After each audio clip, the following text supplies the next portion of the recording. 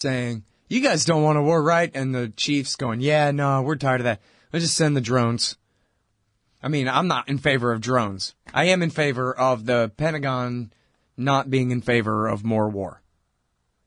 And I think in the case of Iran, I think in the case of Syria 2013, maybe that's it. The Pentagon has actually acted as a brake on the wild and crazy passions of the draft-dodging civilians in charge. And so, not that I'm against dodging the draft, I'm just against being a war hawk after dodging the draft, that's all. Dodging the draft in and of itself is heroic, of course. But anyway. And you know, if Obama, look, I mean, come on. I think the Army and the Marines, I don't know about the Air Force. The Army and the Marines, they don't want to reinvade and occupy Iraq, probably, right? I think. So what should be happening is the president should be saying, look, man, none of us want to do that, right? Come on, guys. So, I need you guys out there to protect my right flank and explain to the people why an invasion would help our enemies, not hurt them, and that kind of thing. Because, you know what? He's, even though really it's just Ronald Reagan in blackface, they portray him as some kind of far left-wing liberal socialist type. And so he needs tough guys to say that he's right about stuff. You know, like when the Secretary of Defense, he's not so much a tough guy, but at least he represents tough guys there at the Pentagon.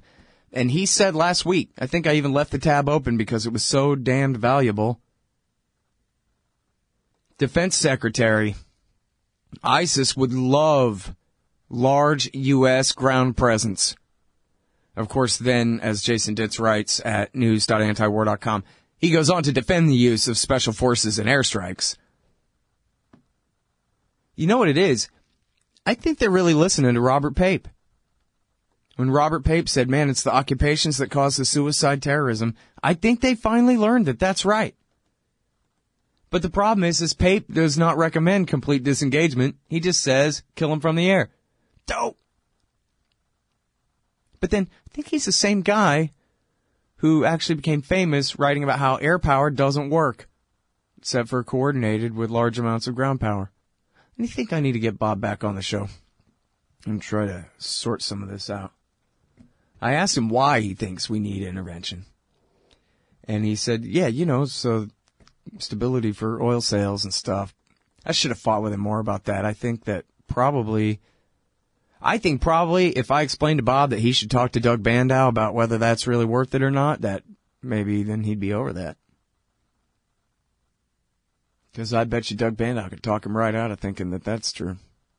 That it's necessary for America to be involved militarily in the Middle East so that we can buy gasoline at the pump. Not so. All right, anyway. So Obama's going to give a speech at the Pentagon. I don't know what it's going to say, but it's going to be probably really bad.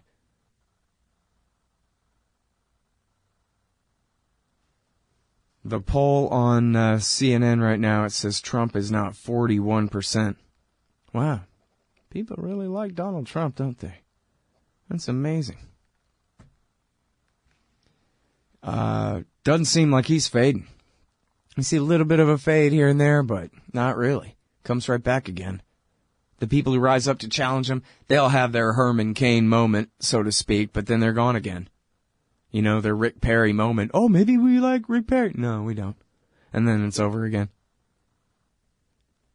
And that's the thing about the Republicans. You know, I said this a long time ago. They got no intellectual leadership whatsoever other than Rush Limbaugh. All right, who's their leader? Mitch McConnell? That guy's the least charismatic man on the planet. And you know, is not an ideological guy at all. He's not a leader of conservatism in any way. He's Mitch McConnell. They got nobody. And I always said that was why, you know, it really helps Ron that he doesn't have anyone who could even really try to argue with what he's got to say. I mean, John Bolton sounds confident when he argues his nonsense, but his arguments can't, you know, stand up to scrutiny, especially compared to Ron Paul. And I don't mean by the news media, but I just mean by regular people. But, so there's a huge void of leadership because the Republican Party ranks, I don't mean the voters, but the people in power, their congressmen, their governors, they're scum. They're horrible. Nobody likes them. So Trump gets up there and says, hey, I'm not them. And everybody, well, not everybody, but many, many millions of people say, oh, you're not? Good enough for me. And, I don't know. I can see why if you know nothing and you're not really interested in actual policies, but you are just interested in who, like regular Americans. They don't only care about politics in an election year, and then they vote for the guy that they like, basically, And I could see why at least they decide, well, he doesn't seem like he can be bought because he's already so rich. And he talks such shit all the time that he must be honest, kinda, right, or something. And he may be a New York billionaire who flip-flops on everything. But again, back to the second one there, he's so brash that at least it comes across as sincere moment to moment, so good enough. The flip-flops don't count because unlike Rand, he's not obviously just pandering to everyone, trying to tell them what they want to hear. I mean, I think Trump is doing that, but I think it's not as obvious, He seems to people like he's genuine. And in a sense he is, kind of. So, man, he's just, and then look who he's up against. Look who he's up against. A bunch of nobodies. Fiorina and Huckabee and Rand and Ben Carson and Jeb Bush, who, listen, Jeb Bush has every advantage in this thing, and I still actually hold out for the quite real possibility that he'll end up getting the nomination. Because people are going to start paying attention to Hillary and say, Trump can't beat Hillary. It's too far to the right for Hillary. We got to settle for Jeb. Same as they did with Mitt Romney and John McCain before him. Same as they always do. And, yeah, that's how politics works. So, and Jeb, of course, was the hand-chosen pick of all the most powerful power factions, the banks, the insurance companies, the arms dealers, agribusiness, oil, etc. So, but he's such a terrible politician. I don't think anybody anticipated how bad he would be at this, right? Something to see, really. Hey, all, Scott Horton here to tell you about this great new ebook by longtime Future Freedom author Scott McPherson. Freedom and Security, the Second Amendment and the Right to Keep and Bear Arms. This is the definitive principled case in favor of gun rights and against gun control. America is exceptional. Here the people come first, and we refuse to allow the state a monopoly on firearms. Our liberty depends on it. Get Scott McPherson's Freedom and Security, the Second Amendment and the Right to Keep and Bear Arms on Kindle at Amazon.com today. Hey, y'all, Scott Horton here for WallStreetWindow.com. Mike Swanson knows his stuff. He made a killing running his own hedge fund and always gets out of the stock market before the government-generated bubbles pop, which is, by the way, what he's doing right now, selling all his stocks and betting on gold and commodities. Sign up at WallStreetWindow.com and get real-time updates from Mike on all his market moves. It's hard to know how to protect your savings and earn a good return in an economy like this. Mike Swanson can help. Follow along on paper and see for yourself. WallStreetWindow.com. All right, you guys, welcome back to the show.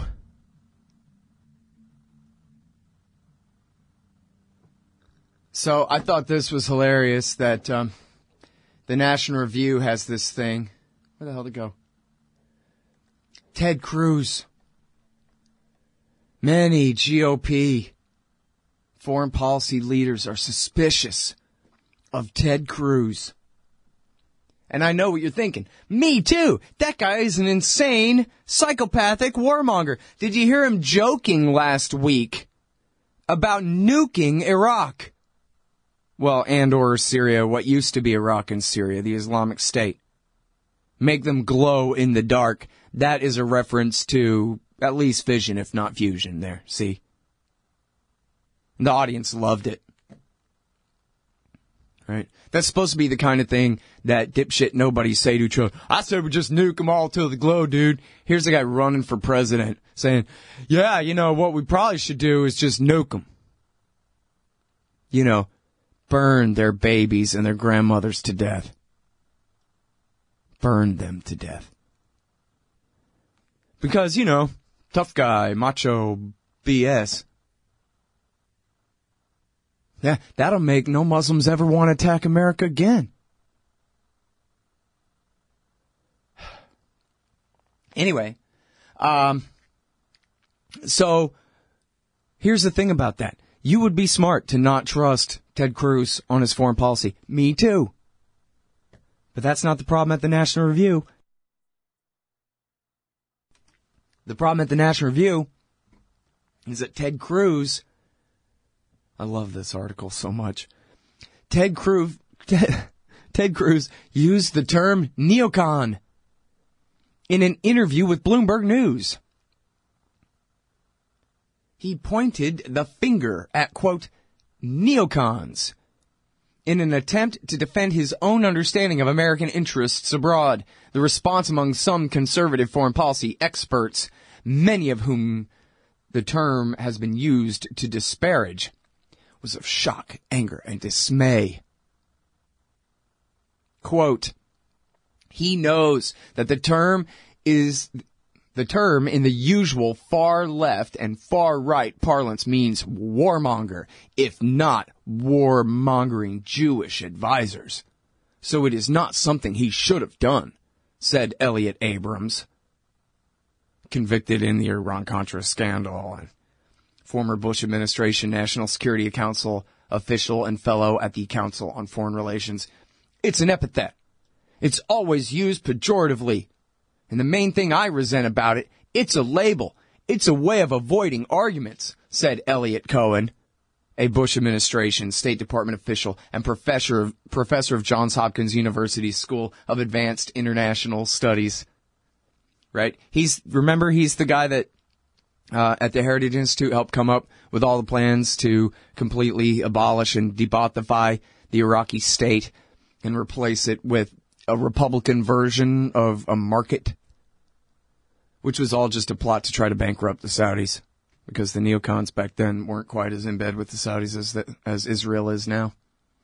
But anyway, then another former Bush administration Defense Department official says simply, it was a dog whistle. And then I love this, dude. I love the way this goes. So what's the problem? What's the problem with Cruz other than he used the term neocon? Well, writes the National Review, Cruz is a master of triangulation, and since his arrival in the Senate has said repeatedly that his views fall somewhere between those of John McCain and Rand Paul. At least rhetorically, Marco Rubio has replaced McCain now that Rubio and Cruz are competing for the Republican nomination. The perception of Republicans, Cruz said in Iowa late last month, is that either they want to retreat from the world and be isolationist and leave everyone alone, or we've got to be these crazy neocon, invade every country on earth and send our kids to die in the Middle East. Days later, he told Bloomberg, the enemy of my enemy is not necessarily my friend. If the Obama administration and the Washington neocons succeed in toppling Bashar al-Assad, Syria will be handed over to radical Islamist terrorists. ISIS will rule Syria. And now, here's what I love. They don't try to dispute that whatsoever. They don't try to dispute it. They just go, look, he's bad on Syria. He doesn't want to overthrow Assad. But you're an anti-Semite if you say there's such a thing as a neocon in the world. You know, not like any of them ever wrote for the National Review or anything.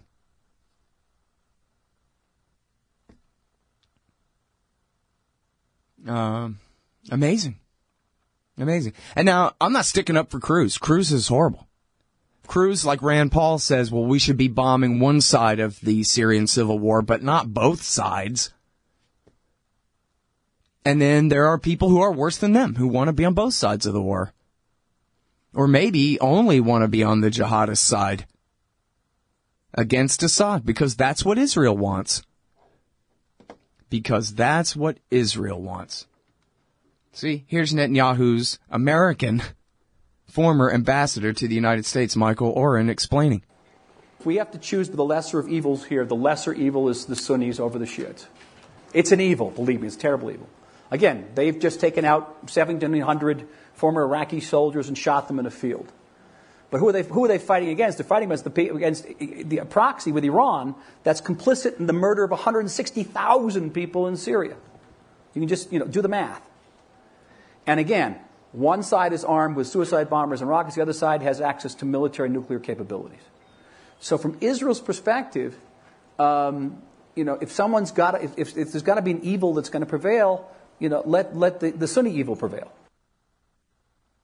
There you go. Now you tell me you know a bunch of other reasons why America's doing this other than that's because that's what Israel wants. Why in the world would America be on the side of Al-Qaeda against Hezbollah? Not that we should be on Hezbollah's side, but why in the world, in a fight between the two, our government, why is our government choosing Al-Qaeda's side? That's why. And of course, he's a liar. It's not true that Iran has military nuclear technology. That's just a damn lie, full stop. It's just not true. It never was true. And Michael Oren is a goddamned liar. It's also a lie that Assad is responsible for every death on all sides of the civil war. Half of the people been killed have been fighting for Assad in the various militias and in the Syrian army. That's where those numbers come from. Syrian army casualties. Counted among them. And America and Israel and Turkey and Saudi and Qatar are more responsible, in fact, even than Assad. Since at least, presumably under international law, they have no right to support terrorist armies to overthrow his government whatsoever, which is exactly what they've been doing for 4.5 years, and everybody knows it. But anyway, he still made his motivation clear. Syria is backed by Iran. Hezbollah is backed by Iran. And so Israel has a 180-degree opposite interest in the Middle East than America. And the American people and the American government has the same interest as the Israeli one. And wonder why. It's not because of the neocons. And especially don't read them denouncing Cruz for not being 100% on board for Israel's policy here in the National Review today. Hey, Scott Horton here to tell you about this great new book by Michael Swanson, The War State. In The War State, Swanson examines how Presidents Truman, Eisenhower, and Kennedy both expanded and fought to limit the rise of the new national security state after World War II. If this nation is ever to live up to its creed of liberty and prosperity for everyone, we are going to have to abolish the empire. Know your enemy. Get The War State by Michael Swanson. It's available at your local bookstore or at Amazon.com in Kindle or in paperback. Just click the book in the right margin at scotthorton.org or thewarstate.com. Hey, Scott Horton here. It's always safe to say that one should keep at least some of your savings in precious metals as a hedge against inflation.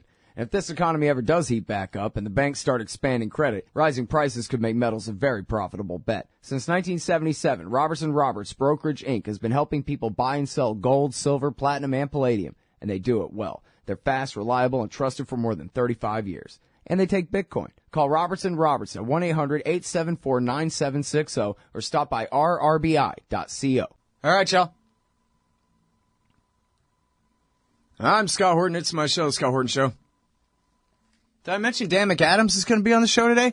Dan McAdams is going to be on the show today. To talk about Israel's role in support for Al-Qaeda in Syria. I know it sounds like nonsense, but it ain't. It's an actual thing. It's amazing. It's not even a secret. Shit. Oh, good. Obama's going to give his horrifying speech about the future of killing people here in just a moment.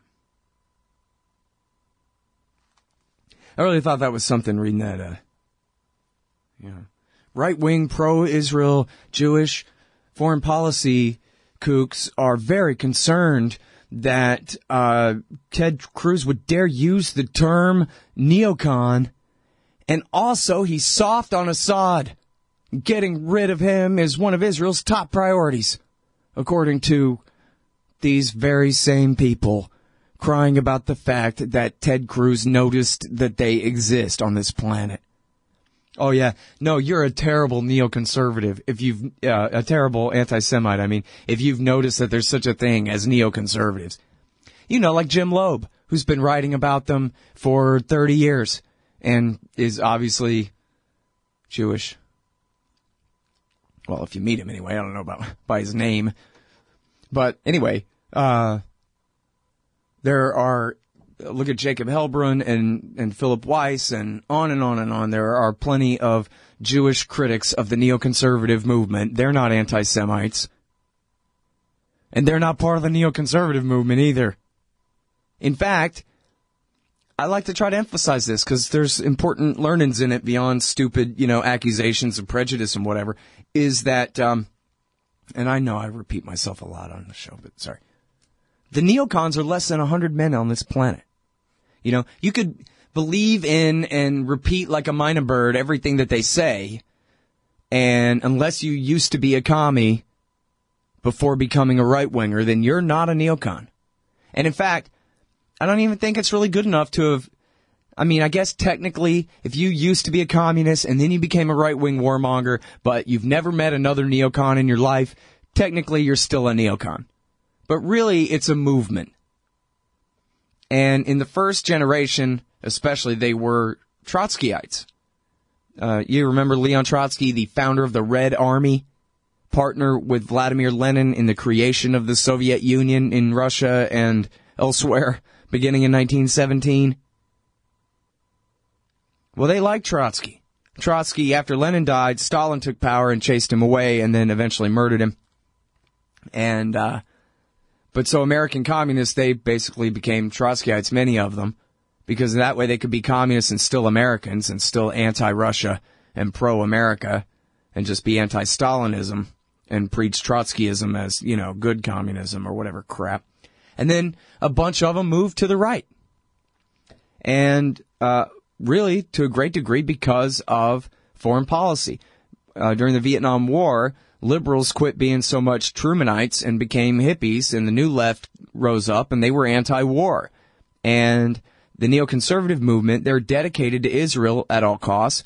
And as Norman Podhoretz and Irving Kristol said in their own words, that their primary interest in keeping American empire wasn't even in rolling back the Soviet Union, as they always claimed. It was protecting Israel.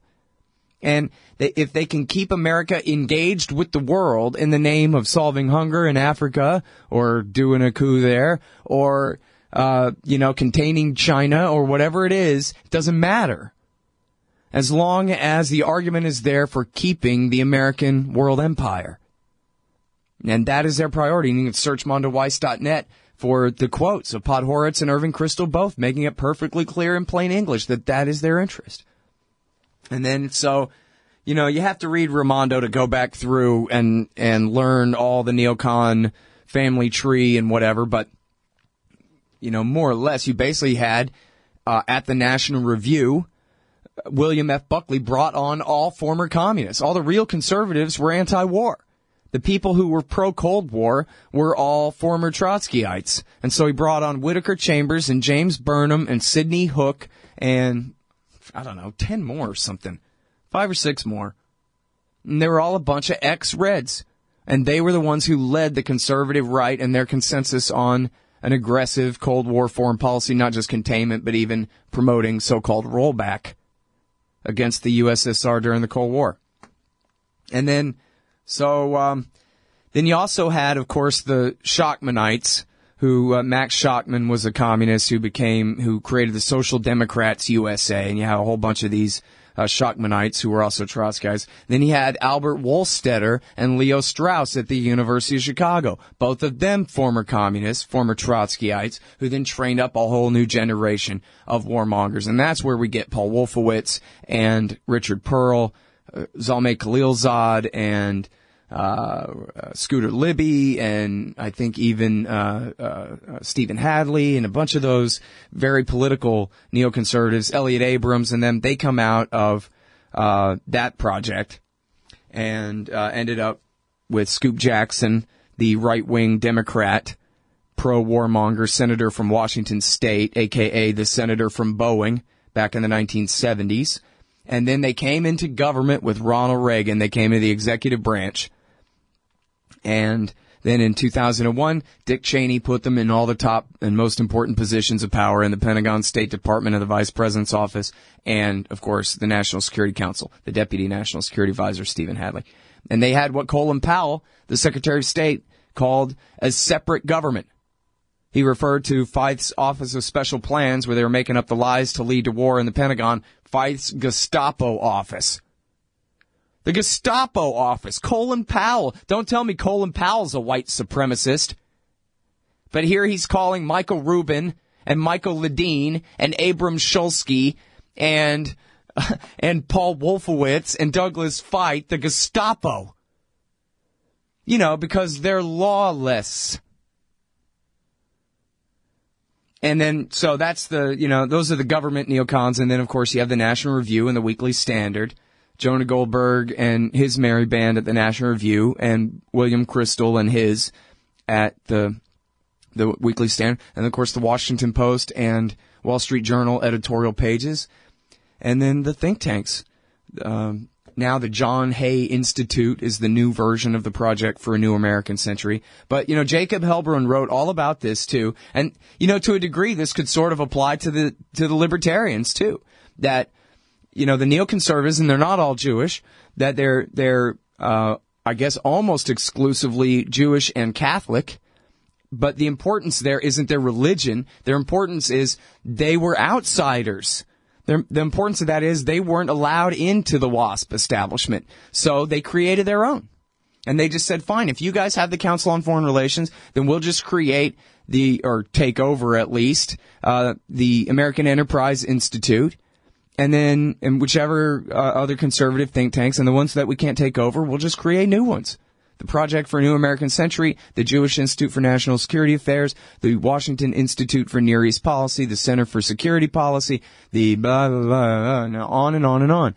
And then they go, now, how do you like that, Council on Foreign Relations? We got 15 think tanks. They all exist in Bill Kristol's desk drawer on pieces of paper, but they can out-argue the hell out of the old WASP establishment, which is, I guess, long gone now anyway. And yeah, guess what? They put Israel first all the damn time. There's nothing anti-Semitic about that. It's just true. And that has nothing to do with the 6 million something Jews that live in the United States of America. Again, I'm talking about less than 100 men. And their wives, sometimes. Less than 100 men. So don't let anybody dissuade you from knowing your enemy and speaking the truth about them with some vague and ridiculous accusations of bigotry. If anybody's the bigots, it's them. Look at their body count of Arabs and how much they care.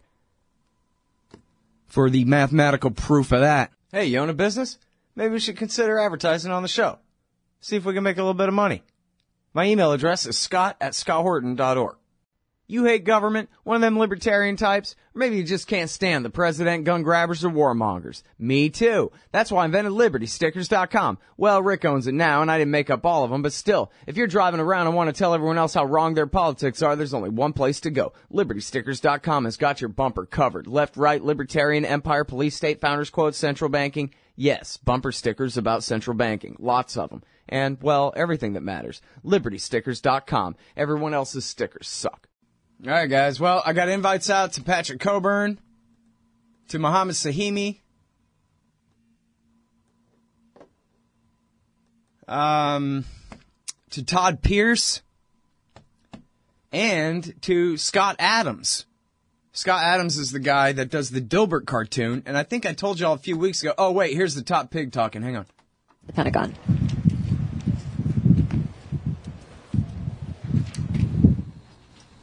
Today, the United States and our armed forces continue to lead the global coalition in our mission to destroy the terrorist group ISIL. As I outlined in my speech to the nation last weekend, our strategy is moving forward with a great sense of urgency on 4 fronts. Hunting down and taking out these terrorists, training and equipping Iraqi and Syrian forces to fight ISIL on the ground, stopping ISIL's operations by disrupting the recruiting, financing, and propaganda, and finally, persistent diplomacy to end the Syrian civil war so that everyone can focus on destroying ISIL. I just had a chance to meet with my National Security Council as part of our regular effort to review and constantly strengthen our efforts, and I want to thank Secretary Carter, Chairman Dunford, and Vice Chairman Selva for hosting us and for their leadership of our men and women in uniform. We heard from General Austin, who is leading the military campaign in the region, as well as General Votel, whose special operations forces are playing a vital role in this fight. I want to provide all of you a brief update on our progress against the ISIL core in Syria and Iraq, because as we squeeze its heart, we'll make it harder for ISIL to pump its terror and propaganda to the rest of the world. This fall, even before the revolting attacks in Paris and San Bernardino, I ordered new actions to intensify our war against ISIL. These actions, including more firepower and special operations forces, are well underway. This continues to be a difficult fight. As I said before, ISIL is dug in, including in urban areas, and they hide behind civilians, using defenseless men, women, and children as human shields. So even as we're relentless, we have to be smart, targeting ISIL surgically with precision. At the same time, our partners on the ground are rooting ISIL out town by town, neighborhood by neighborhood, block by block. That is what this campaign is doing. We are hitting ISIL harder than ever. Coalition aircraft, our fighters, bombers, and drones have been increasing the pace of airstrikes, nearly 9,000 as of today. Last month, in November, we dropped more bombs on ISIL targets than any other month since this campaign started. We're also taking out ISIL leaders, commanders, and killers, one by one. Since this spring, we've removed Abu Sayyaf, one of their top leaders, Haji Mutaz, ISIL's second in command, Junaid Hussein, a top online recruiter, Muhammad Emwazi, who brutally murdered Americans and others, and in recent weeks, finance chief Abu Saleh, senior extortionist Abu Mariam, and weapons trafficker Abu Rahman al-Tunisi. The list goes on. We're going after ISIL from their stronghold right in downtown Raqqa to Libya, where we took out Abu Nabil, the ISIL leader there. The point is, ISIL leaders cannot hide, and our next message to them is simple: you are next. Every day, we destroy as well more of ISIL's forces, their fighting positions, bunkers, and staging areas, their heavy weapons, bomb-making factories, compounds, and training camps. In many places, ISIL's lost its freedom of maneuver because they know if they mass their forces, we will wipe them out. In fact, since this summer, ISIL has not had a single successful major offensive operation on the ground in either Syria or Iraq. In recent weeks, we've unleashed a new wave of strikes on their lifeline, their oil infrastructure, destroying hundreds of their tankers, trucks, wells, and refineries. And we're going to keep on hammering those. ISIL also continues to lose territory in Iraq. ISIL had already lost across Kirkuk province and at Tikrit. More recently, ISIL lost at Sinjar, losing a strategic highway. ISIL lost at Baji with its oil refinery. We saw the daring raid supported by our special forces, which rescued dozens of prisoners from ISIL, and in which Master Sergeant Joshua Wheeler made the ultimate sacrifice. So far, ISIL has lost about 40% of the populated areas it once controlled in Iraq, and it will lose more. Iraqi forces are now fighting their way deeper into Ramadi. They're working to encircle Fallujah and cut off ISIL supply routes into Mosul. Basically, it sounds like what he's saying is the policy's not changing. It's staying bad but not getting worse. Is that it? And we're going to continue to back them up with the support that they need to ultimately clear ISIL from Iraq. So it's the George W. Bush policy since 2003. Fight for Iran. Step up our air support in Iraq. Forces, Syrian Kurds, Arabs, Christians, Turkmen, and they are having success.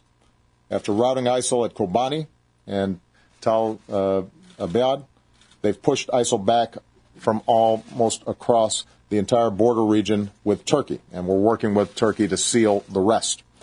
ISIL's lost thousands of square miles of territory it once controlled in Syria, and it will lose more. The special forces that I ordered to Syria begun supporting local forces they push south, cut off supply lines, and tighten the squeeze on Raqqa. Meanwhile, more people are seeing ISIL for the thugs and the thieves and the killers that they are. We've seen instances of ISIL fighters defecting.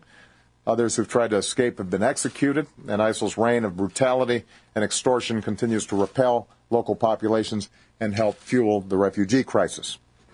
So many people are migrating, said one Syrian refugee. ISIL, she said, will end up all alone. All this said, we recognize that progress needs to keep coming faster. No one knows that more than the countless Syrians and Iraqis living every day under ISIL's terror, as well as the families in San Bernardino and Paris and elsewhere who are grieving the loss of their loved ones. Just as the United States is doing more in this fight, just as our allies, France, Germany, and the United Kingdom, Australia, and Italy are doing more, so must others.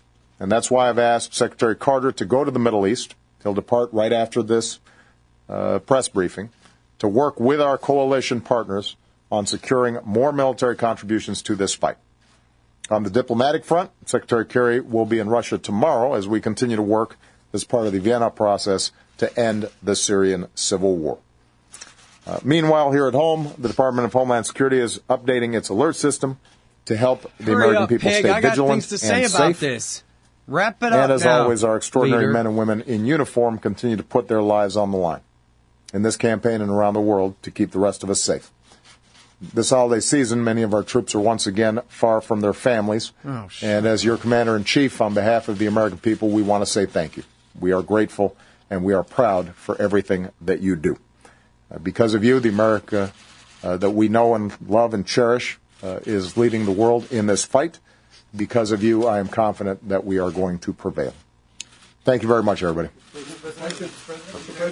Oh, good. He's not taking questions. Okay, so what a bunch of crap. First of all, wow, so many first of alls. Look, everybody, we're hunting the leadership. One by one, we're taking out jihadists. Really? You're bragging about that's your strategy and your tactic. See, what we do is, every time we kill one, we create 10 more. And everybody who owns stock in Lockheed gets a $50 dividend check.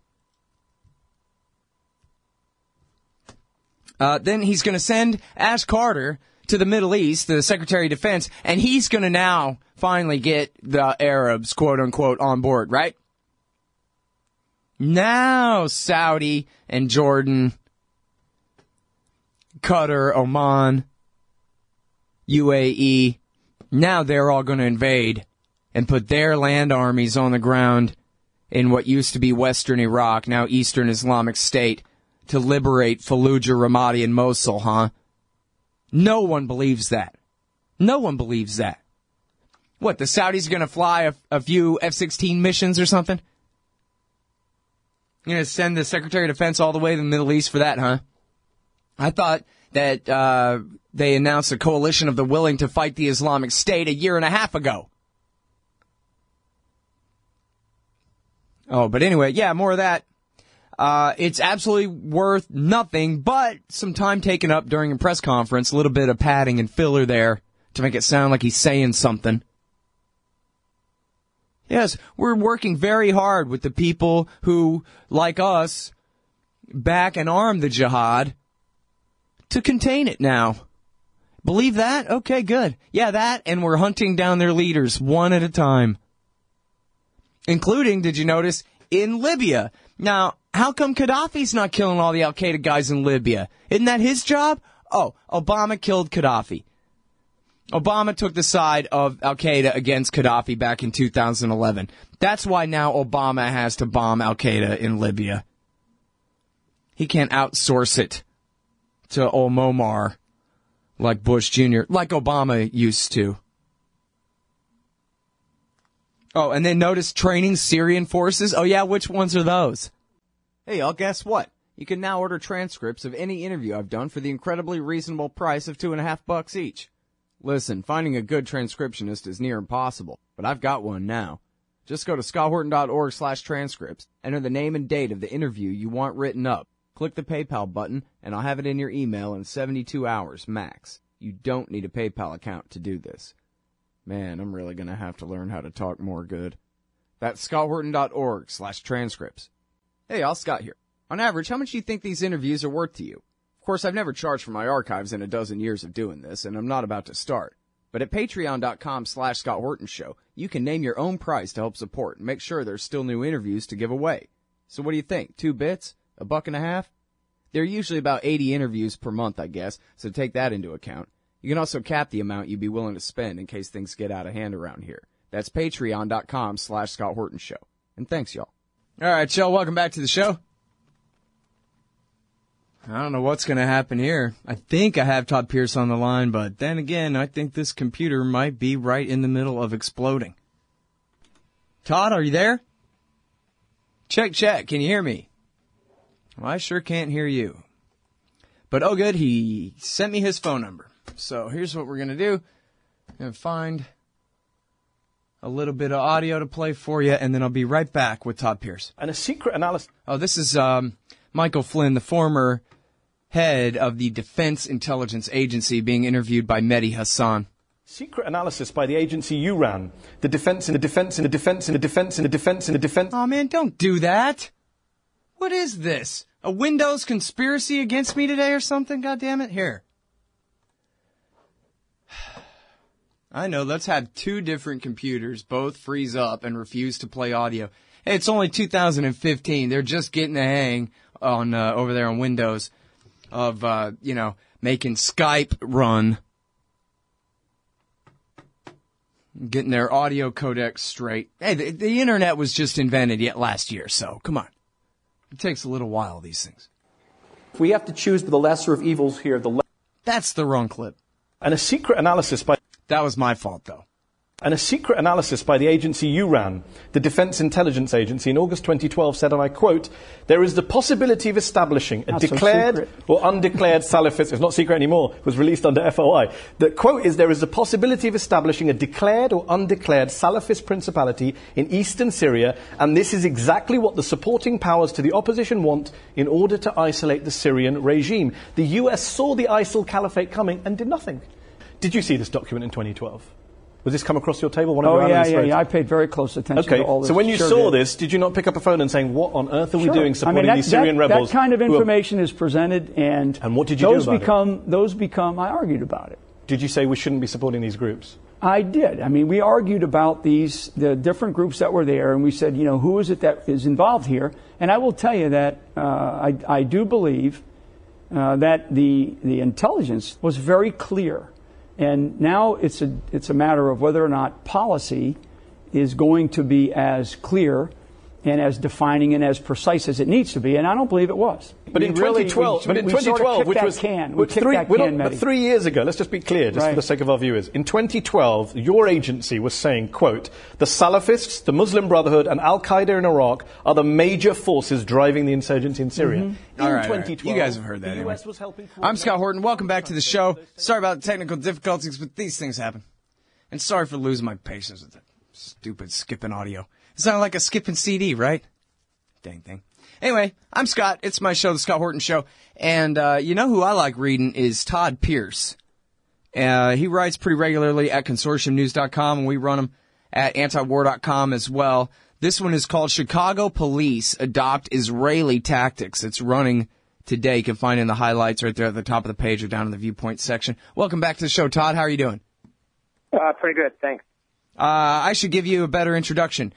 You are a JAG defense. Wait, I forgot. You're a former JAG, but you're still representing as a lawyer the Guantanamo defendant or two. Is that right? That's correct. I'm a retired JAG officer from the Army, where I represented Guantanamo prisoners, and was still on a case that's before the appellate system. Mm-hmm. Okay, so that's very important for people to understand. So that means, I guess you have your regular lawyer in civilian life too then, huh? Is that how that works? Pretty much just doing research, more research and helping as a consultant on a case. I see. Former prisoners trying to get compensation for as accountability. So staying busy that way. I see. Okay, good deal. And definitely the right man for them to go to for that. All right, so there you have it, folks. The man, he knows of what he speaks. He's a former JAG defending Guantanamo defendants down there. And he's written a lot in the past about the corruption of the very foundations of the rule of law in America under really old German and now new neocon theories of executive power. And I do hope that you'll just type in Todd E. Pearson, read them all day one day, just take off of work and catch up. And now this is just huge, and it's something that's very rarely reported and even more rarely elaborated on as you do here, and that is American police traveling to Israel to learn from the military, from the IDF, how to treat all Americans like Palestinians. It almost sounds unreal. Well, it should strike people that way because, again, we need to recognize that what Palestine, the West Bank, and Gaza remain under is military occupation by the Israeli Defense Forces. Gaza, in spite of Israel's claims that they've now been, they're now self-governing, of course, that's a fallacy. What they've done is they've allowed, withdrawn the forces, the IDF forces from within Gaza, but they still control all the ingress and egress. They control everything, every product that comes into Gaza. So it's even under a higher level of military occupation, you can say now. It's at a level of an open-air prison camp. And let me go in here very quickly.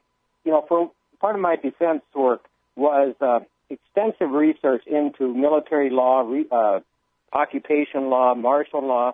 The terms used to be synonymous. Now they've split off. Martial law would be for domestic use in the United States, for example, and occupation law would be for when we go overseas, like in Iraq or some other place, where we then exercise occupation law. Well, Israel has been exercising occupation law, like I say, in even harsher form of martial law in Palestinian territory since 1967. Before that, they'd exercised martial law within Israel itself, the pre-1967 borders, because that was a holdover from the mandate when Britain ruled that territory. But Israel took it to a higher level and a harsher level to the internal, Arabs. But then with 1967 and the conquest of the West Bank and Gaza, they took that into the occupied territories, and that's what they've been exercising ever since. What has to be understood is that occupation law, and now after almost 50 years in Palestinian territories, achieves almost the highest, purest form of totalitarianism. And, everything within the West Bank, as you know, in Gaza are walled off. There's the whole thing with the settlements. But we know with the surveillance that's available to the United States that everything is readily available to be seen of the people by what's being done in the people within the occupied territory. So right now I'm looking at Military Order 101, or at least a summation of it by the group Adamir, which represents Palestinian prisoners. And it's the order regarding prohibition of incitement and hostile propaganda. And that's the point, is that what the Israeli Defense Forces, or, might be designated as police, but they're all exercising occupation law authority, are enforcing laws such as prohibitions on organizing and participating in protests, taking part in assemblies or vigils, waving flags or other political symbols. That's what we're learning when we send our police over to Israel to supposedly learn these higher sophisticated police techniques, is how to exercise totalitarian law. Well, let me ask you this. Is this, there's a lot of damn things wrong with the police in America right now, and, as many as can be attributed to Israel, I'm interested to know, but I wonder whether you would include just the entire kind of turning upside down of the theory that cops are supposed to use the absolute minimum amount of force necessary in order to protect the rights of suspects, as opposed to this sort of Weinberger Powell doctrine of overwhelming force, like the Waco massacre doctrine of sending so many armed paramilitary pseudo-soldiers that, presumably everyone will just give up so quickly that's the way to avoid conflict, is to just completely crush your enemy before they even have a chance to resist. And it seems like that is the training in every last, sheriff's department and city police department in America right now. And I wonder if that is a big part of this, or, Oh, absolutely. Again, it's a distinction between domestic policing. In my article, I point out that some other police chiefs had gone to Scotland and was learning from some non-militaristic studies on how to maintain, and protect people, versus the training that they would receive from a nation exercising occupation law. All right, I'm sorry. Hold it right there, Todd. I'm sorry I asked you a question right before the break here. We'll be right back, everybody, with the great Todd Pierce. Read him at antiwar.com today. Hey, all, Scott here for Samurai Tech Academy at mastersamuraitech.com. Modern appliance repair requires true technicians who can troubleshoot their high-tech electronics. If you're young and looking to make some real money, or you've been at it a while and just need to keep your skills up to date, Samurai Tech Academy teaches it all. And they'll also show you the business, how to own and run your own. Take a free sample course to see how easily you can learn appliance repair from mastersamuraitech.com. Use coupon code Scott Horton for 10% off any course or set of courses at mastersamuraitech.com. Hey, all, Scott here. If you're like me, you need coffee. Lots of it. And you probably prefer it tastes good, too. Well, let me tell you about Darren's Coffee Company at darrenscoffee.com. Darren Marion is a natural entrepreneur who decided to leave his corporate job and strike out on his own, making great coffee. And Darren's Coffee is now delivering right to your door. Darren gets his beans direct from farmers around the world. All specialty, premium grade with no filler. Hey, the man just wants everyone to have a chance to taste this great coffee. darrenscoffee.com. Use promo code Scott and you get free shipping. darrenscoffee.com. All right, y'all, welcome back to the show.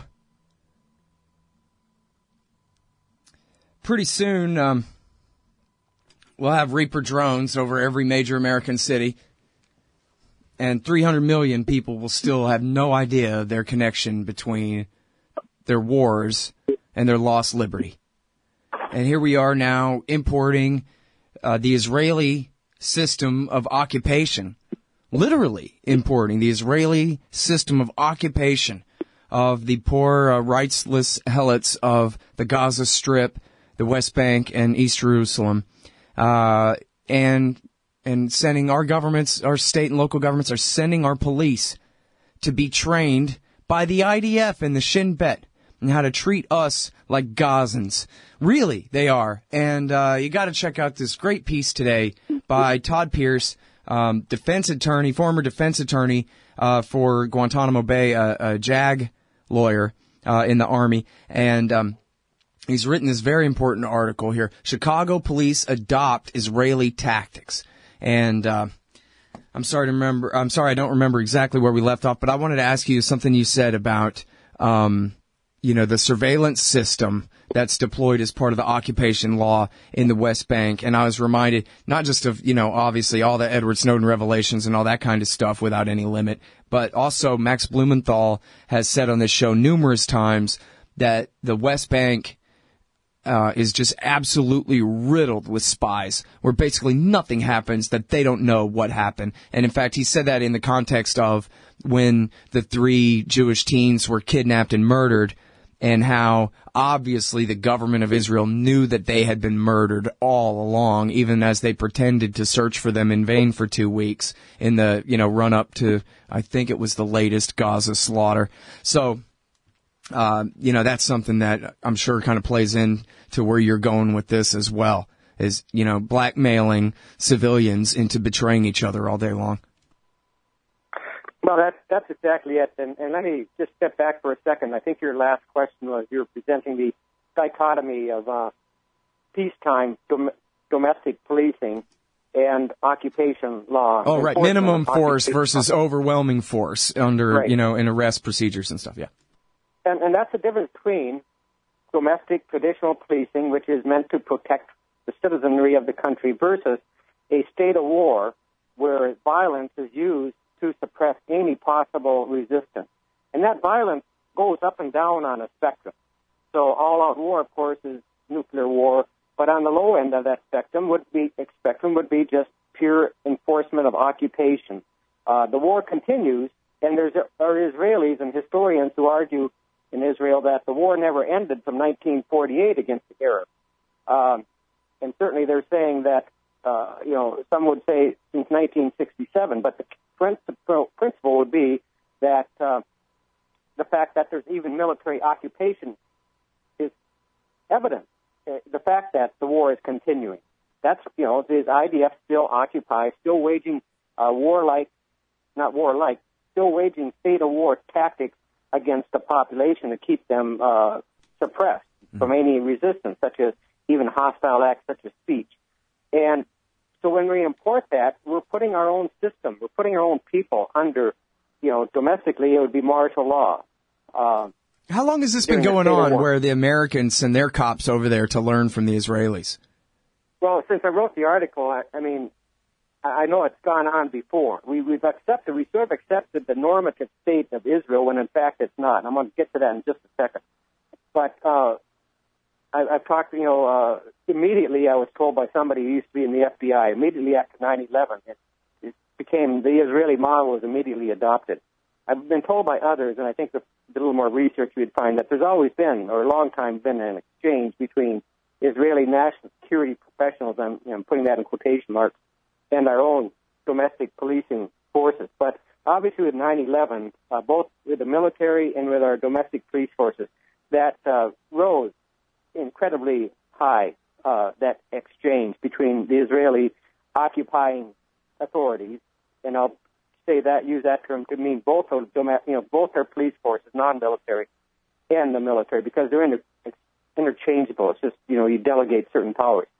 I want to refer to a book that was written, I maybe mentioned it before, by Ernst Frankl, who was a German-Jewish lawyer in the 1930s, and he got out of Germany in 1939 or 1940 and wrote a book, The Dual State. And the first sentence of the book is that the Constitution of Germany, National Socialist Germany, is martial law, or words to that effect. I don't have it in front of me. What he was saying is there's basically the normative state then was in existence, which allowed, the discretion of still having some regular courts, but the prerogative state was the Gestapo, which, again, that was a domestic police force. That wasn't the military. It was the SS and all the military forces, and it went into it. So between those combined, the domestic police force of the Gestapo, which is how they, it just meant state police, and then the military all suppressed any resistance within or without Germany, both within and without, once they went out to occupy other countries. Mm. And that's the point. Occupation law is military occupation is the highest form of totalitarianism. It was for the day of 1940s, World War II, but now today it would have to be occupied Palestine because it's been developed for almost 50 years with all the tools available that we have, the electronic surveillance and as you say, spies, informants within the population, and that's what we're borrowing and importing into our own domestic system when we send our police forces for training over there. All right, so what about the state laws?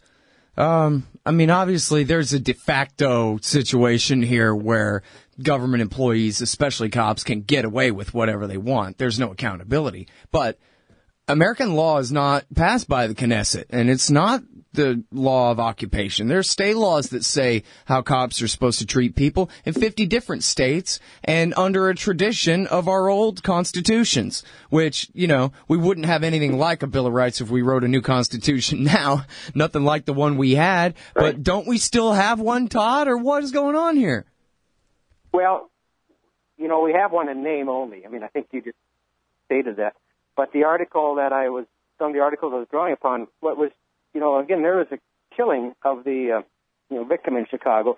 But what I saw was more ominous was the research that the Guardian newspaper had done on the detention center that the Chicago police had created, right, which I talk about in my article. That is the real sign of both lawlessness. That was a clear violation of the Constitution, but was taken directly out of the provisions that would hold and occupied Palestine, and this again is discussed in, I'll say, the Adamir.org legal representation organization, which can be found here. It's spelled ADDAMEER.org, and it expresses, describes the different military orders that the Palestinians are living under, and one of those is providing for administrative detention. Now, in Israel, you can, just by somebody saying the wrong thing, the Israeli authorities can put a Palestinian into administrative detention for 6 months. Then they have to renew it. It gives the appearance of legality, even though basically it becomes almost indefinite detention. Well, it is indefinite detention, even though they have a 6-month limit where it has to be renewed. And you mean there's no criminal charges whatsoever. It's just they feel like kidnapping someone, and that's it. Exactly. And that's what the Chicago police were doing under, and let's Mayor Rahm Emanuel, it hadn't started under him, but it was taken to a higher level under him, where they would put people in, I forget the name of it, Holman Center, this secret interrogation center. Priest said, well, it's not a secret, it's in plain view. Yeah, but nobody knew what it was, so it's a secret. And they would put people in there, and I quote a civil rights activist talking about how he had just been picked up, and it was being used to terrorize people. They weren't holding people for 6 months. They weren't going through the administrative detention procedure that Israel has established in occupied territory, but they were using it to terrorize people, you could say. Now, one person I knew coming out of Guantanamo said, when I talked to him about how badly he was tortured, pointed out that, in fact, he hadn't been tortured that bad, although he had been, but to a lesser degree than many. But he pointed out it's not necessary that everybody be tortured to the same level, because the purpose of torture and that type of treatment is to terrorize people, not just to punish them or give them ill treatment. Mm-hmm. So with that purpose of terrorizing people, it's only necessary to terrorize, as an example, one person out of so many rather than everyone, because, again, just torturing one person enough terrorizes the rest of the population.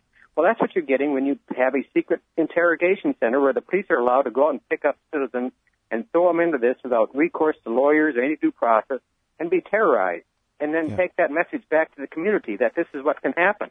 Well, it's just like this interview last week with, there was this story with the cops getting away for years with planting evidence on black men in this town in Alabama. And, the huge question is, well, where are the judges? Where are the other prosecutors? Where are the other government officials who, because of their own personal avarice and ambition, would do the right thing to benefit themselves by disrupting this kind of system? Instead, we're waiting around for Spencer Ackerman to figure it out and publish it in The Guardian. But some ambitious lawyer should have been turning this whole thing upside down in Chicago a long time ago, or some judge, some prosecutor from some, somewhat separate jurisdiction, something. But our institutions do not work, at least as advertised, apparently at all anymore. Oh, you're absolutely right, Scott. And it means the breakdown of the rule of law. We trumpet to the rest of the world that we're a rule of law society. And I'll botch this pronunciation, but I believe the German term was Rechtsstaat. Meaning the difference between a system that lived under the rule of law and the system that, the Nazis brought into existence. And let me just say really quickly, there's people like to immediately dismiss somebody when you mention the Nazi example. And I say that's an error. It was brought in by Leo Strauss, who had his own sympathetic Nazi leanings, to silence anybody who might point out that he was had a fascist ideology himself. Mm-hmm. But it's been adopted. So well, and when you use it, too, it's not hyperbole. You're using specific examples and citing laws and all these jurists' books that they've written and all this stuff. This is important legal stuff. This is not just, oh, yeah, you're a Nazi because I don't like you kind of talk. And everybody can tell that. I'm sorry I have to cut you off, but we got to go. I got to interview Dan McAdams right this minute. But thank you so much for doing the show again, Todd. I'm sorry we never have enough time to have the full conversation here. But I wish everyone will please go and look at this really important article and help pass it around. It's at antiwar.com today. Chicago police adopt Israeli tactics. Thanks very much, Todd. Thank you. Hey, Al, Scott Horton here for Liberty.me, the great libertarian social network. They've got all the social media bells and whistles. Plus, you get your own publishing site, and there are classes, shows, books, and resources of all kinds. And I host 2 shows on Liberty.me. Eye on the Empire with Liberty.me's Chief Liberty Officer Jeffrey Tucker every other Tuesday, and The Future of Freedom with FFF founder and president Jacob Hornberger every Thursday night, both at 8 Eastern. When you sign up, add me as a friend on there. ScottHorton.Liberty.me. Be free. Liberty.me. Hey, I'll check out the audiobook of Lew Rockwell's Fascism versus Capitalism, narrated by me, Scott Horton, at audible.com. It's a great collection of his essays and speeches on the important tradition of liberty. From medieval history to the Ron Paul Revolution, Rockwell blasts our status enemies, profiles our greatest libertarian heroes, and prescribes the path forward in the battle against Leviathan. Fascism versus Capitalism by Lew Rockwell for audiobook. Find it at Audible, Amazon, iTunes, or just click in the right margin of my website at scotthorton.org. We are working hand in glove with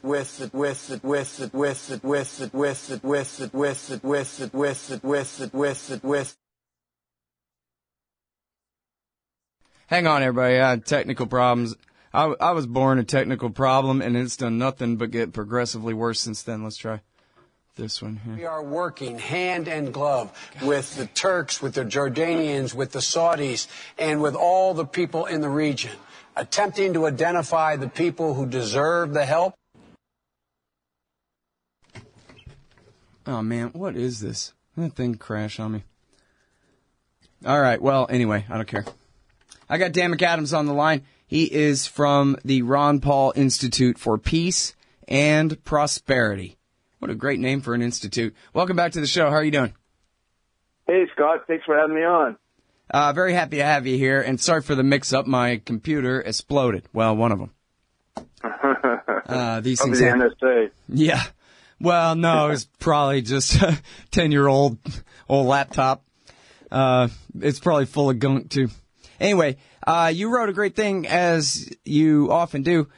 This one is rerun today at the blog at antiwar.com, Israel's Al-Qaeda Rescue Program.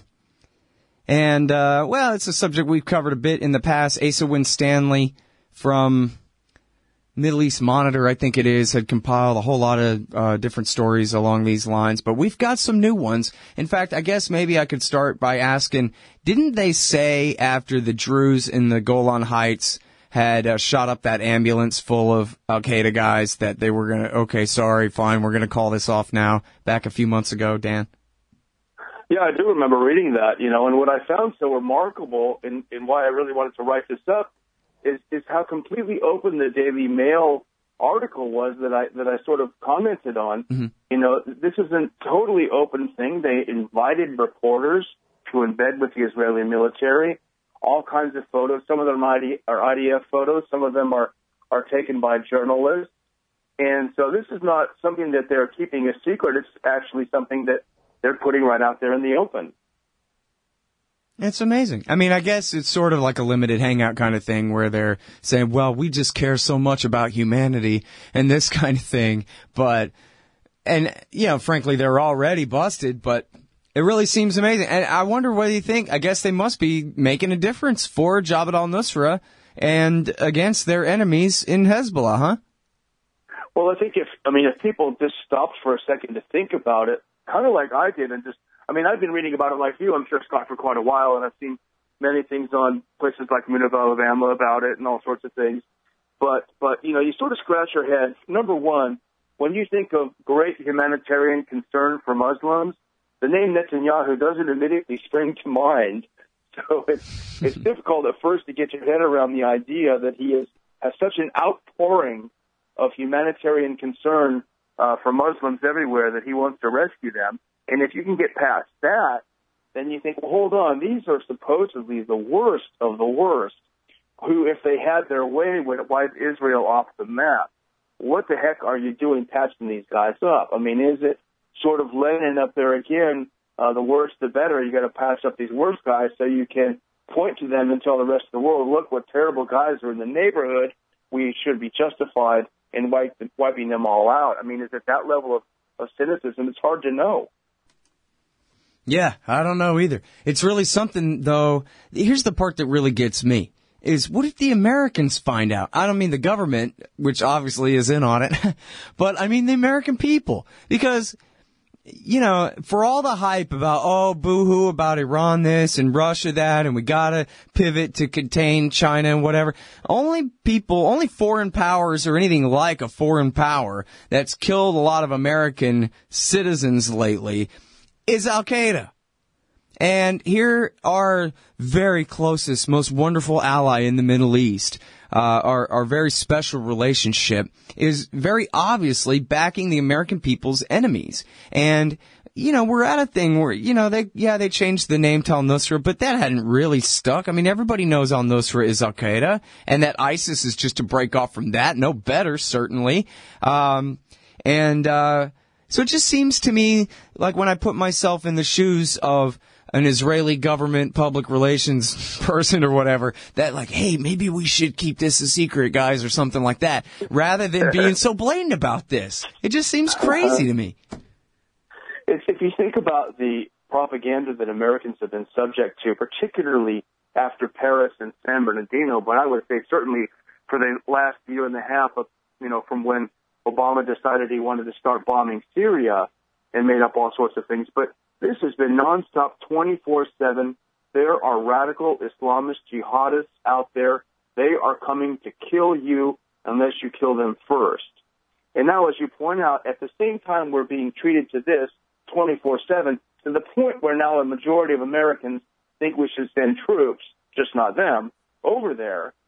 You have that on one hand, but on the other hand, you have something so completely opposite, which is our greatest ally in history, and the United States itself and our other allies are actually helping these people. And whether it's directly or indirectly, Israel is sort of semi-indirectly helping them by patching these guys up. The U.S., if you were most charitable, would say they are indirectly helping them by all of these mistakenly dropped weapons that they seem to snap up all the time. So even the most positive, you'd say, hold on a minute. On one hand, you're telling me this is the most dangerous thing in the history of the world. We've got to spend another several $billions to get rid of these guys, but you're going to help them at the same time? And I just wonder if Americans just aren't dizzied by the propaganda. Yeah, well, that's the thing, They cry all day about radical Islam this and radical Islam that. They never stop and point out who's on whose side over there. I mean, obviously, there's an entire sectarian civil war. Not that they're fighting over who's a blasphemer. They're fighting over power. But that's basically the split is, Riyadh on one side, Tehran on the other, and all of that. But TV just won't tell you. And they won't say, yeah, America is on the Sunni side against the Shiite side. And yes, the Sunni side includes the guys what knocked your towers down, killed your cousin. Yeah, which you were supposed to hate for 15 years, but now you're sort of supposed to forget about it because, there are places like the Doha Center, which purport to be this think tank of, wonderfully intelligent people.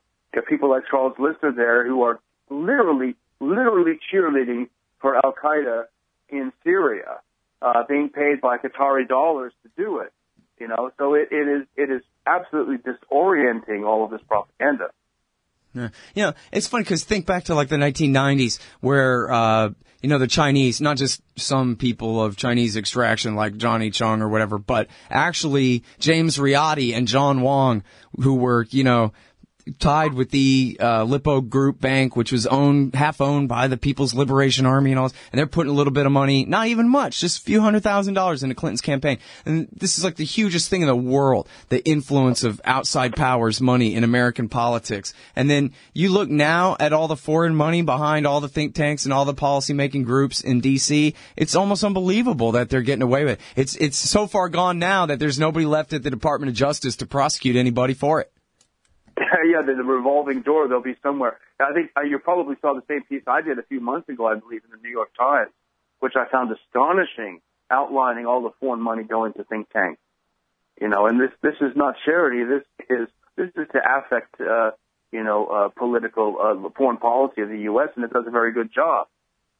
Yeah. I'm not sure if you saw it, but I guess you were probably doing the show with Dr. Paul today, but Obama gave his speech at the top of the hour, and, there's a lot there, but part of it was, and we're continuing our training of Iraqi and Syrian forces. A little vague, since we're on the side of the Shiites and the Shiistan Iraqi army in Eastern Islamic State, but what he means by forces in Syria in the Shiite-aligned Syrian army, it's some jihadists, just not others. And he so obviously used such vague language to try to paper over the difference there. It's ridiculous. I'm sorry, we got to take this break. We'll be right back in 1 sec with Dan McAdams, y'all. Don't you get sick of the Israel lobby trying to get us into more wars in the Middle East? Or always abusing Palestinians with your tax dollars? It once seemed like the lobby would always have full-spectrum dominance on the foreign policy discussion in D.C. But those days are over. The Council for the National Interest is the America lobby, standing up and pushing back against the Israel lobby's undue influence on Capitol Hill. Go show some support at councilforthenationalinterest.org. That's councilforthenationalinterest.org. Hey, Scott Horton here for MPV Engineering. This isn't for all of you, but for high-end contractors specializing in industrial construction and end users who own and operate industrial equipment. MPV offers licensed professional consulting on chemical and mechanical engineering for your projects. Tanks, pressure vessels, piping, heat exchangers, HVAC equipment, chemical reactors for oil companies or manufacturing facilities, as well as project management support and troubleshooting for those implementing designs. MPV will get your industrial project up and running. Head over to mpvengineering.com. All right, you guys, welcome back to the show. I'm Scott Horton. It's my show, Scott Horton Show. I'm talking with Dan McAdams. He used to be Ron Paul's foreign policy advisor in his congressional office. And he is now running the Ron Paul Institute for Peace and Prosperity. And you can find that. It's ronpaulinstitute.org. ronpaulinstitute.org. And you can find this piece reprinted at antiwar.com/blog today. Israel's Al-Qaeda rescue program. Completely crazy. Now, Dan, I think you and I may have talked about this a year and a half ago after the fall of Mosul. That, like, hey, you know, as crazy as America and its allies backing Al-Qaeda all this time, now that Mosul's fallen and this clown Baghdadi has declared himself the caliph from his fascist balcony and everything, they're going to have to start to try to turn this ship around, right? Or they're going to keep backing the jihadist forces against at least their enemies in their west, unending. And then, they have not turned the ship around. They've basically kept the thing going. I mean, they've been bombing the hell out of the Islamic State, or bombing them somewhat, in Iraq and supporting Iraqi Shia forces against them, but they've still been helping create the space for them in Syria all this time. And then, look, I'm stupid, okay? I'm naive. I'm optimist with the glass 3/4 full, and I think, after the Paris massacre, now they're finally going to back off of this. Now they're going to finally say, you know what, I'm sorry, Turks and Israelis and Saudis and Qataris and Lockheedians and whoever else has your special interests in mind here. We're going to go ahead and stop backing Al-Qaeda now, and not necessarily reorient toward the Shia, but at least stop backing the war against them at this point. It's blown up in our face so badly, and yet, I don't know. I mean, and it seems like they have made some moves. Obama said in his speech today, we really are going to negotiate an end to the Civil War. We really, really want to. Do you take any of that seriously? Has the policy changed at all? Or they just keep saying that it's changed and then just keep going? Well, they're just pretending that, that they have, changed in their rhetoric. But essentially what they mean when they say negotiate a political end to the war is regime change. It's exactly the same as it always has been. That's why when after France was attacked by people who were not Syrian, by the way, they were all Europeans, or at least holding of European passports, France immediately started bombing Syria. Germany started bombing Syria. Now the UK is bombing Syria. But what they all agree on is we will never cooperate with the Russians, and especially not with Assad, because the policy still is regime change. And the U.S. thinks that if it cannot take him out on the battlefield, they will take him out in a conference room. And this is why the U.S., and this goes to what you were saying a second ago, Scott, this is why the U.S. has been pushing so hard for some groups that do fight alongside al-Nusra to be involved and included in these talks. These are radical extremists, but the U.S. is rebranding them for the sake of these talks as moderates. The Pentagon changes the names of these organizations fighting in Syria. It seems like on a weekly basis. It's like watching the life of Brian, watching them. No, now it's the People's Syrian Front. Now it's the People's Front of Syria. It's just incredible. They're trying to, confuse people, and I think they're probably doing a decent job. But if you look below the surface, it's still all about we've got to get rid of Assad. We've got to have regime change. Yeah. I was skeptical for a long time, but once they renamed it the Syrian Democratic Forces, I thought, now that sounds pretty legit. Oh, they're suicide bombers? Well, do they crucify people or behead them? Let me... it is. It's totally out of control. Now, and so here's my thing, too, and same thing as always whenever I look at Israeli government policy. And because, look, we have an Atlantic Ocean for a moat. That's not nothing. You know what I mean? But the Israelis, they really got to live there. And you know what? I guess I'm looking at it, pretend to be a Likudnik for a second. Don't like Hezbollah very much, no, sir. But really, a future dominated by the Islamic State and or the al-Nusra Front in Syria is better for Israel's security for even the short, medium, or long term? I just can't figure that out for the life of me. And I don't care if they're allies with Iran or not. I just cannot see it. I mean, it adds fuel to the fire of those who I think are, frankly, a little nutty, who want to claim that Israel is behind ISIS and they've created it and this sort of thing. I have a hard time believing it. I think it's more likely that the Israelis are probably like Washington. They think they're the masters of the universe. They think they can create new realities and manage new realities, and they can put these people in to get rid of someone they really hate, like Assad, and then control them afterward. That may be the case, but I have not seen it in the course of the last 100 years of this working right. They thought they had achieved it in Afghanistan. Then we had a little thing called 9/11. So, it's hubris, I guess, is what it's all about. Yeah. Well, boy, it seems like they're just absolutely unable to learn any of the recent lessons as far as that goes. Because I can see the logic of David Wurmser in 1996 saying, who cares about some stupid Islamists? But what we want to do is destroy all the former Soviet-backed Arab nationalist states. Okay, that makes sense if it's 1996 and you're a Likudnik. But how that makes sense to anybody now after the disaster of Iraq and then wanting to move that on to Libya and to Syria, they expedited the chaotic collapse. But the second half of the sentence was something about that way we can more easily shape the aftermath of what comes out. But that part doesn't ever seem to work, Yeah, well, look, we're talking, speaking of anti-war, there was a piece that Jason did on anti-war about how France, Britain, and Italy all want to go back into Libya. They want to start bombing Libya again. And he even quoted some British officials who, without names, said Libya is almost certain to be the next in an ever-expanding war. Man, yeah, Obama mentioned Libya today. Oh, we're hunting them down. We killed one ISIS guy in Libya. Oh, yeah? What was the ISIS guy doing in Libya, and how many more did you create when you bombed him? I mean, it's crazy. And I hate being right about this stuff because back then I was saying, we're going to be in Libya for 25 years. And it's amazing to me that it's taken this long to have a full-scale invasion and train up, hold elections with purple fingers and train up a new army and clear hold and build this mess. Because are they really just going to let it fester as Jihadistan unattended? No, they have to make it worse. They have to. Yeah. Well, I mean, this may sound funny, but maybe their best bet would be to find one of Gaddafi's sons that's being held by one of these crazy groups and say, look, we're sorry we killed your dad.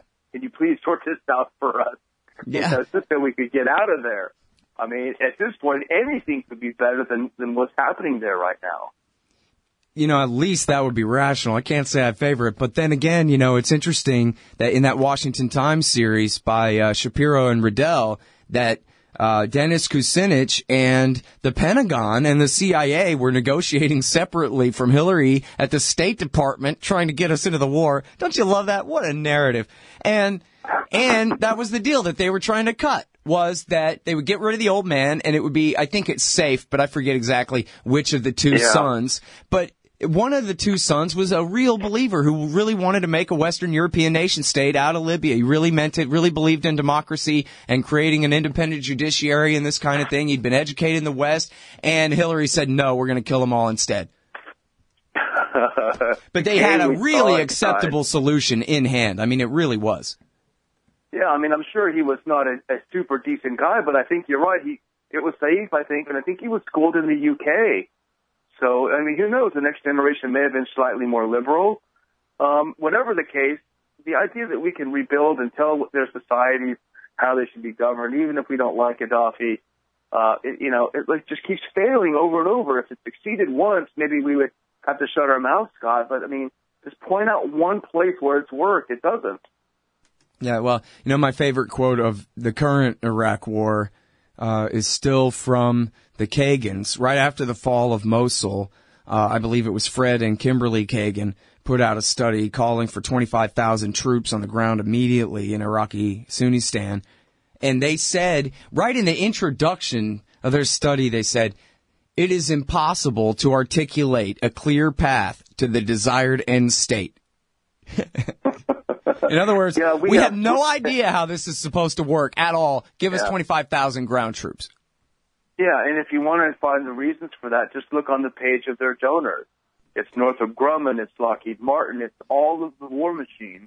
Yeah. Give people, it's people like, like the Institute and like your show, Scott, I know we struggle to make do on a tiny fraction of what these guys have. And it really is like David and Goliath. They get millions of dollars to push for wars that make billions of dollars in profits for the war machine. It's just incredible. Yeah, it is. It's the best investment of the world. If you have no conscience, no doubt about that. Yeah, yep. Absolutely. And you could just see them, too, at Northrop Grumman. End state? What's this about an end state? Oh, okay, good. No end state. Okay. Yeah, perfect. Just what we sent you. That's what we need. Exactly. All right. Hey, thanks, Daniel. Really appreciate it, man. Great talking to you, Scott. Take care. All right, y'all. That is Dan McAdams. I should have mentioned that he is the host of Ron Paul's daily TV show. You ought to watch it. Of course, the website for that is RonPaulLibertyReport.com. RonPaulLibertyReport.com. Ron Paul's former congressional aide, foreign policy advisor in his congressional office, now runs the Institute for Peace and Prosperity. What a proud title, man. Israel's Al-Qaeda rescue program is running right now at antiwar.com/blog. We're overtime. That's it for the show today. Thanks, y'all.